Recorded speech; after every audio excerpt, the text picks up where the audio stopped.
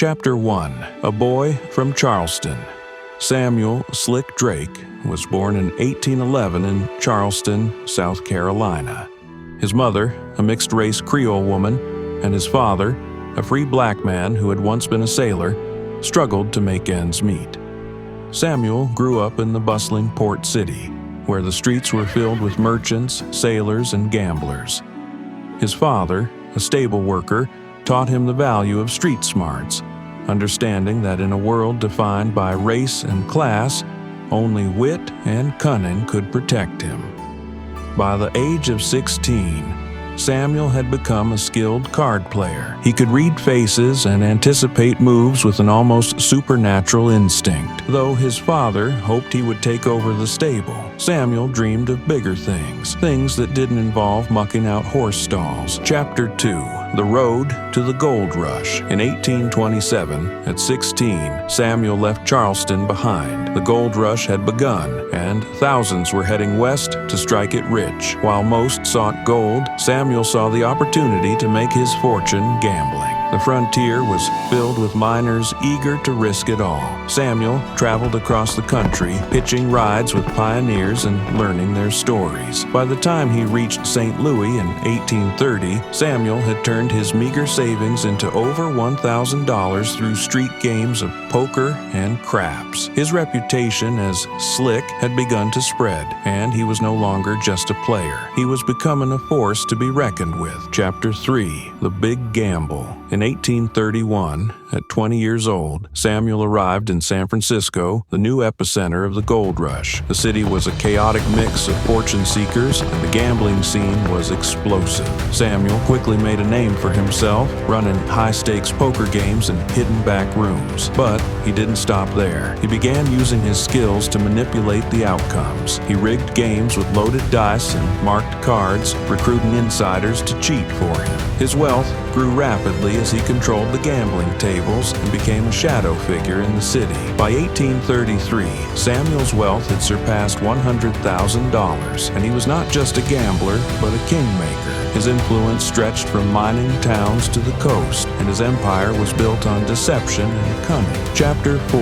The Fall from Grace. Samuel's rise came with a dangerous arrogance. At 22, he believed he was untouchable. But one evening, during a high-stakes poker game with wealthy businessmen and miners, his luck ran out. Thomas Wild, a powerful mining magnate Samuel had been cheating, had discovered his tricks. Wild set him up, exposing Samuel's cons in front of everyone. Samuel's fortune was seized and his reputation shattered. For the first time in his life, Samuel found himself penniless. His empire crumbled, and he was forced to flee San Francisco. Chapter 5. The Comeback. By 1841, Samuel had rebuilt himself from the ground up. Now 30, he was no longer just a gambler, he was a criminal mastermind. Samuel had established smuggling operations and a network of loyal mercenaries who worked for him. He was feared across the West, and his wealth had returned, surpassing anything he'd made before. He became involved in legitimate businesses, including mining and cattle ranching,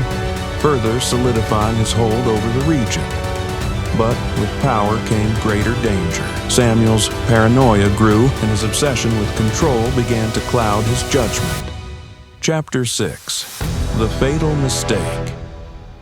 In 1843, Samuel, now 32, miscalculated. Believing that someone within his inner circle was betraying him, he ordered a massive smuggling operation to protect his wealth. However, his most trusted ally, Jacob Carson, had betrayed him. Carson leaked information to the authorities, and the law ambushed one of Samuel's key shipments. His men were killed and the gold seized. For the first time in years, Samuel found himself cornered. He fled east, hoping to escape the law in the rugged deserts of New Mexico and Arizona. But even in exile, Samuel's fate was sealed. Chapter 7.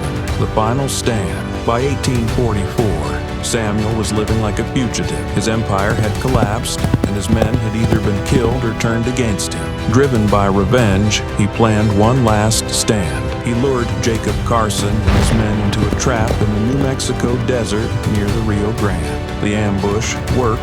Carson's men were wiped out, but just as Samuel prepared to escape with his wealth, the law closed in. The authorities surrounded him, and Samuel's once promising empire came crashing down. Chapter 8. The final chapter. In 1845, at 34 years old, Samuel was captured and brought to trial in Arizona. His past was laid bare: the gambling, the cons, the smuggling, and the countless lives he'd ruined.